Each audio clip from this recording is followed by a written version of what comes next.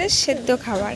দেখুন, আজ সকালে না বাড়িতে কিছু নেই, দেখতাম ঠাম্মা বাড়িতে যখন কিছু না থাকতো ওরকম পুঁই শাকের পাতা তুলে শিরাগুলো ফেলে নিয়ে তারপরে বাড়িতে যে সবজিই থাকতো সেই সবজিই কিন্তু সিদ্ধ করে নিত। তা আজকে আমার বাড়িতে কিন্তু কলা ছিল, তাই আমি কলাটাও কেটে নিলাম। তারপরে কিন্তু চালটা আমি ভালো করে ঝেড়ে নিলাম, নিয়ে আমি এবার ভাতটা বসিয়ে দেব। ভাতটা বসিয়ে দেওয়ার পরে কিন্তু কলাটাও দিয়ে দেবো ভাতের মধ্যে। এই যে দেখুন, কলাটা দিয়ে দিচ্ছি, কলাটাও ভাতের সঙ্গে সিদ্ধ হয়ে যাবে।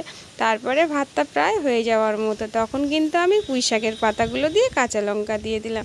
এবার কিন্তু ভাতটা হয়ে গেছে। ভাতের ফ্যানটা এবার আমি সরিয়ে নেব, তার মধ্যে একটু লঙ্কাটাও ভেজে নিই। লঙ্কাটাও ভাজা হয়ে গেছে, দেখুন ভাতের কিন্তু মধ্যে পুঁই শাক পাতাটা দারুণ সিদ্ধ হয়ে গেছে। তারপরে কলার দানা খোসা দুটোই আমি ভালো করে ছাড়িয়ে নেব, নিয়ে একটু শুকনো লঙ্কা দিয়ে ভালো করে ডলে নেব। মনে হচ্ছে যেন ঠাকুমার ছোঁয়া লেগেছে এই খাবারে।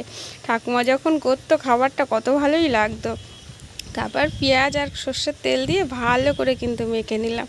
এবার আমি ভালো করে মেখে নেব, যেন মনে হচ্ছে স্কুলে যাওয়ার সময় এইভাবে ঠাকুমার হাতের থেকে খেতাম। তারপরে কিন্তু কাঁচা লঙ্কা দিয়ে এবার ভালো করে লবণ দিয়ে পুঁই শাক পাতাটা মেখে নেব। পুঁই শাক পাতাটাও কিন্তু দারুণ টেস্টি হয়, পুঁই শাক পাতাটা একবার খেয়ে দেখবেন। তারপরে কাঁচা পেঁয়াজ আর সর্ষের তেল দিয়ে এইভাবে মাখতে হবে। এর যে একটা সেন্ট আছে, এই সেন্টটা দিয়ে কিন্তু দারুণ লাগে, মনে হচ্ছে যেন স্কুল যাওয়ার সময় এই ভাতটা খাচ্ছি। ইস কি দারুণ লাগলো, কি বলবো। আজকের মতো